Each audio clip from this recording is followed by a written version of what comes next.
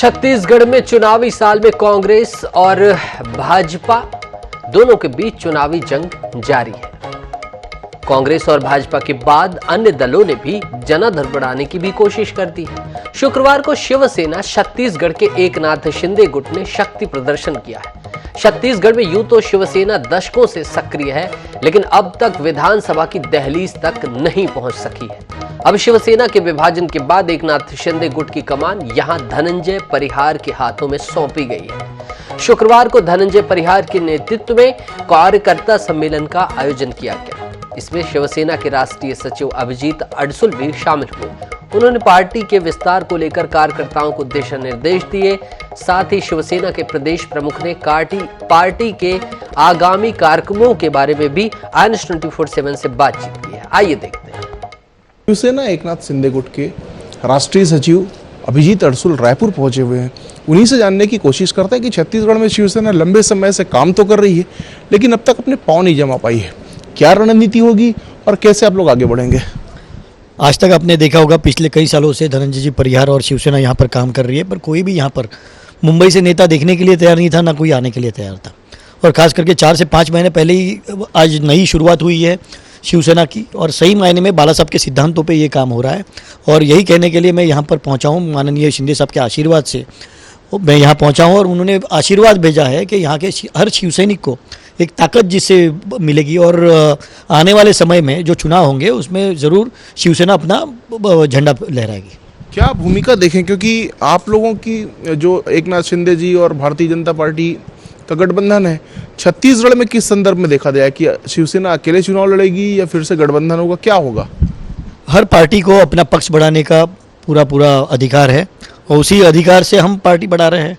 और जब चुनाव आएंगे तब देखा जाएगा। अगर हमारी ताकत भारतीय जनता पार्टी को लगती है कि वो उनके साथ चलने जैसी है, अगर वो कहते हैं तो युति होगी, नहीं होगी तो हम अकेले लड़ेंगे। अच्छा, आप लोग एक कार्यकर्ता सम्मेलन भी किए और अब सरकार तोड़ो यात्रा भी करने जा रहे हैं। क्या कुल मिलाकर इसका मकसद है, क्या उद्देश्य है? जिस तरह से इस सरकार का काम यहाँ पर छत्तीसगढ़ में चल रहा है, आप लोगों ने देखा, भ्रष्टाचार हो या कमीशनखोरी हो या किसानों का प्रश्न हो या शिक्षण हो या मेडिकल हो, ये सारी चीज़ों को लेकर, ये सारे जो प्रश्न है, ये सारे मुद्दे लेकर शिवसेना आगे जाएगी और जहाँ जहाँ विरोध करना है वहाँ विरोध करेगी, और यही सरकार तोड़ो मिशन है। तो देख सकते हैं कि राष्ट्रीय सचिव शिवसेना के लगातार छत्तीसगढ़ में संगठन को मजबूत करने की बात कर रहे हैं। साथ ही साथ राज्य सरकार पर हमला भी तेज होगा और आगामी विधानसभा चुनाव में पूरी ताकत से लड़ने का ऐलान भी करते दिख रहे हैं। कैमरामैन इकराम कुरैशी के साथ गौरव शर्मा, IANS न्यूज़ रायपुर। शिवसेना सरकार तोड़ो यात्रा का आयोजन करने जा रही है। पूरे प्रदेश के जो शिवसैनिक हैं वो इसमें शामिल होंगे और लगभग 45 विधानसभाओं को कवर करने की बात कही गई। शिवसेना प्रमुख धनंजय परिहार हमारे साथ मौजूद, उन्हीं से जानते हैं ये तोड़ने की बात क्यों हो रही है। अभी तो जोड़ने की बात हो रही थी। हम तो चाह रहे हैं कि अफगानिस्तान को जोड़ लेना चाहिए हिंदुस्तान में। इधर पे म्यांमार तक हिंदुस्तान था, उसको जोड़ लेना चाहिए था। हिंदुस्तान में सब जुड़े हुए लोग हैं। यहाँ पर कोई सी भी कास्ट हो, कोई सा भी राज्य हो, सब जुड़ा हुआ है।